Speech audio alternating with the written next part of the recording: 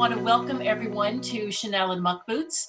We're doing something a little bit different, but extremely relevant at this time. We are reaching out to women from throughout the globe who are all living and working and still getting it done throughout this global pandemic. And I'm very pleased today to have the opportunity to welcome Arfa Iqbal, who is from the UK.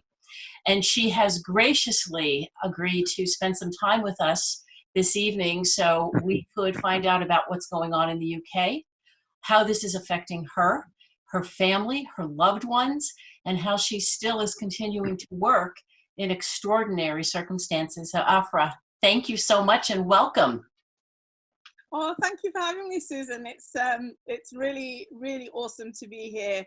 I think everything that you're saying, it's just wow. I just can't believe that we're in the middle of this really crazy pandemic, and it's like affected everyone. And I think that's the scariest thing about this whole situation is like we're all in it together. Absolutely. So what is going on over in the UK now? What are the statistics throughout the UK and closer to home? Could you give us an update of what it's like over there for you right now? So basically, we're all on lockdown. I think we've been a little bit behind, I have to admit, compared to other countries.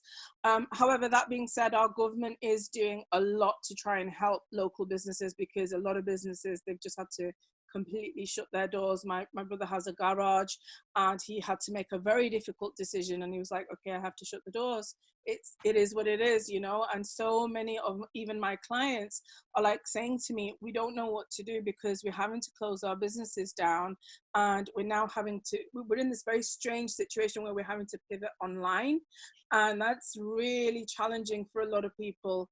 So many people are getting sick, so many people are, sadly, you know, the people are dying, and it's really, really worrying for everyone. I was saying just before we got on the call, my sister lives on the same street as I do, and it's been like 10 days. I haven't seen her. It's really hard. I haven't seen my parents. They just literally live a couple of minutes from me. And yeah, it's really tough. All the schools are closed as well. So we're all homeschooling now. So yeah, it's really hard. It's really tough. So when you say lockdown, are you allowed to leave your home, or do you have to be in certain hours of the day, or what does lockdown mean over there in the UK? So lockdown here is essentially you're not allowed to be outside unless it's a real reason to be outside, which is basically if you're not out shopping for supplies. They're encouraging us to do all of our shopping online as much as possible. Non-essential travel is completely out of bounds. Like I said, all the schools have been closed. A lot of physical non-essential businesses have closed down. I have a friend of mine who has a physiotherapy clinic, and she had to close the doors, and that was a really difficult decision for her. She said, I have to do it, you know, because it's classed as a non-urgent business. Wow. Supermarkets are still open, local shops are still open where you can get your local supplies from. However, all other businesses have really, really suffered. I have a DIY shop just on the corner where I live, and that's been closed for literally the last 10 days now. We are allowed outside once a day only, just to get exercise, and even then you're not allowed to go in a group, so you're only allowed one other person with you. And we've even been stopped from going to each other's houses. So it's like, even if you have family living close by, we're not allowed to go and visit them. I mean, my parents, so my father is like 70, my mum is in her 60s. They are both self-isolating, and it's really hard for them because it's like they can't be out of the house. And so I'm at the moment, I'm trying to do the grocery run. So that's my sort of contribution really. And it's really sad because once I've done the shopping, I just leave it outside the door. I have to ring the bell, and it's like ring the bell and go, you know. So Absolutely. it's really, really hard. Yeah. Are your streets patrolled, or is it pretty much an honor system of everyone staying inside their homes? So at the moment, it's more an honor thing. So people are, by and large, they are really adhering to it. I mean, I was out the other day shopping, and I was really shocked. It was rush hour. There was literally no traffic on the road. Everything was very clear, and it was almost like it was like a ghost town. I was like, wow, this is really crazy. I went to the local park because I have been going out to get my walks, and I'm watching people. So people are still out. It's not like they're completely avoiding going out, Mhm. but a lot less than what they would have been, and people are walking around with the masks and the gloves on. Yeah. It's really apocalyptic almost. It's actually quite scary and quite unnerving because, you know, there's all this uncertainty going on. However, I do know that in places like London and sort of larger areas, there is patrolling that is going on, and people are being broken up and basically being sent home. So just the other day, there was like a news report of this family that was out, and they were like having a picnic, and because the weather was nice, and yeah, that was like a no, like, what are you doing here, kind of thing. So they got sent home. So yeah, I mean, police are being given powers to send people home, but it's not what you call like really strict. But it's strict enough, and I think by and large, I think the overall, you know, majority of people are abiding by the rules. So I feel like we're in a very good situation in the sense that we're sensible enough to know that there is a problem. Most people are obeying the rules. There's very few people who are actually flouting the rules. And, you know, I'm sure that in other areas there are probably incidences where people are getting into actual physical trouble, and there are fines and things like that being issued. But I think by and large people are quite good, and, you know, they're paying attention. They're doing the right thing, I think. Good, very good to hear. Now, we have some hospitals, especially in New York City. There's some areas throughout the United States that the hospitals are actually overrun. They're setting up hospitals in parking lots under tents, and it's just really, in some situations, horrific. How are the hospitals over where you are in the UK? I mean, are they stretched to the limit now? Well, from what I have been watching on the news, definitely, I think that is definitely a problem. A friend of mine, she has a clinic that she had to close down, and she was telling me, because she's actually based in an area where they actually have a large sports center next door, and she literally sent me a picture on WhatsApp. They've turned the entire area into makeshift hospital beds, and it was actually quite scary to see. And I was like, wow.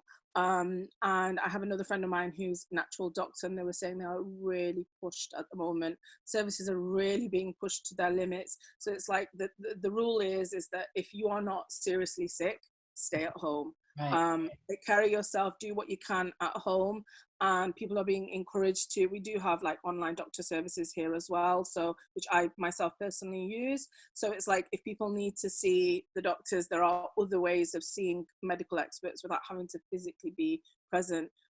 It is scary for everyone, and I think people are really, quite rightly, very, very worried.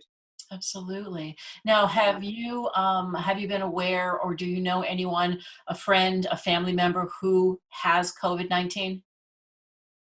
So personally, no. However, I do know a friend of mine whose children got really sick after they went out and about. This is before this whole lockdown situation happened, and so even though they haven't been tested, because, you know, there's nothing available at the moment for them to be tested with, they were like, they're suspecting that that's possibly what they had.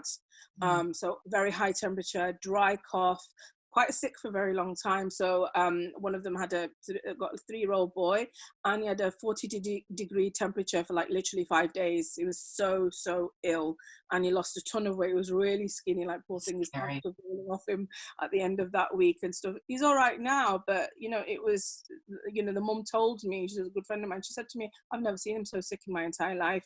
And this was before this whole coronavirus thing broke out. And then, you know, she said to me just, you know, 2 weeks back, she said, you know, I can't put my finger on it, and I can't prove that it was that, but I may be suspecting that that's possibly what he had.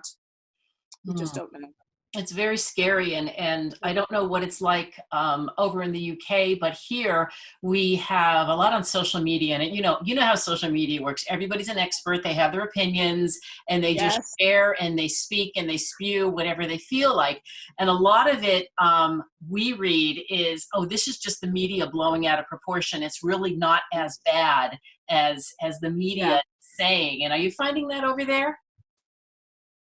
You know, I always say that, you know, it's not healthy, in my opinion, to constantly watch what's on the media.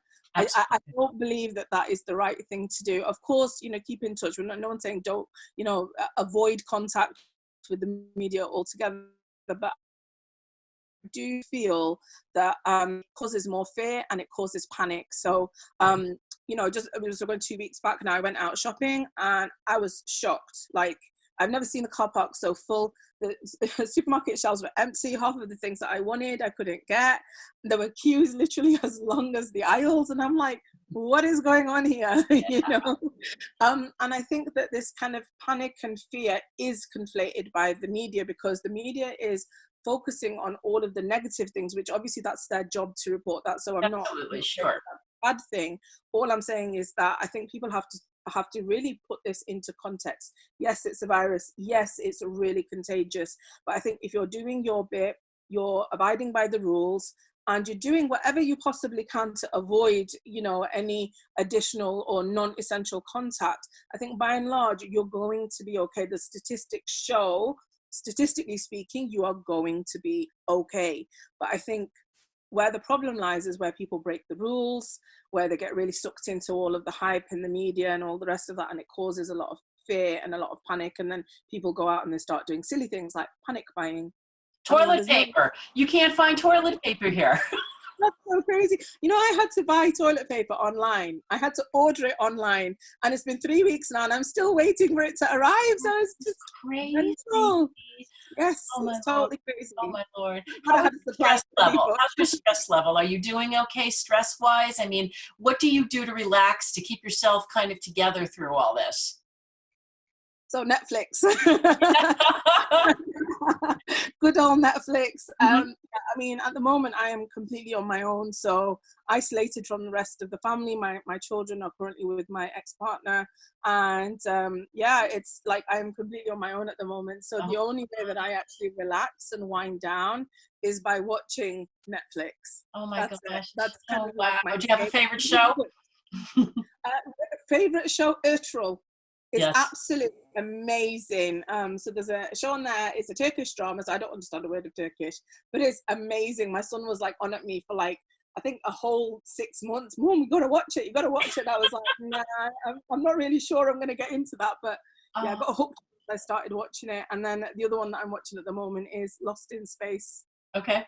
Now, how old are your children? You haven't seen your children in what, 12 days? Yes. So children are 16 and 11, and they were both supposed to be having their final year exams, and it's all like all in the air now. They're being homeschooled. Yes. Wow. Really frightening. Yeah. But you can keep in touch with them. You can still have your conferences and Zoom technology and Facebook and everything like that, you know, so you can still have that connection with them. Yeah, absolutely. Yeah. So video calls, and then calling each other. We're literally calling each other every other night. So we're not every night, but every other night. So just checking in with each other and just seeing how we're doing. Beautiful. Yeah. So I want to talk also about you professionally and how you are managing to run your business. You're an entrepreneur. You've done your resume is just incredible, because you say that you have sold just about everything that there is out there. And then in 2018, you know, you launched your own business, and it's a highly successful business. It's primarily online. So what I would like is if you would please share a little bit about what you do with your business, and a follow-up question, please. How is what's going on now, the pandemic, not only affecting you, but affecting your customers and your clients? Okay, so my business primarily, I actually started off as a direct response copywriter. I got trained one-on-one by a top copywriter for a whole year. He mentored me one-on-one personally. And then after that, I kind of like literally just fell into the world of marketing. And honestly, it was like, wow, where have you been all my life? It was like my first love, you know. It's just, I absolutely love it. And I really enjoyed it. And so like, I've been in business now for a decade. I was mostly freelancing, but I've worked with some pretty big names, and it's been brilliant, because the one thing that they do is I normally go in either as a consultant, or I will go in as a, you know, with the digital marketing expertise. And my job really is to go into a business, see where the opportunities are, understand, you know, what is the strategy, and really put together a bespoke strategy, and then either help them, you know, build out that strategy, or do it for them, you know. So either on a consulting basis, or I'll actually do it for them. So that's essentially what I do. It's literally online marketing. But I have a lot of experience in the other stuff, so even offline, you know, things like direct mail and things like that. But where it's actually affected my clients, so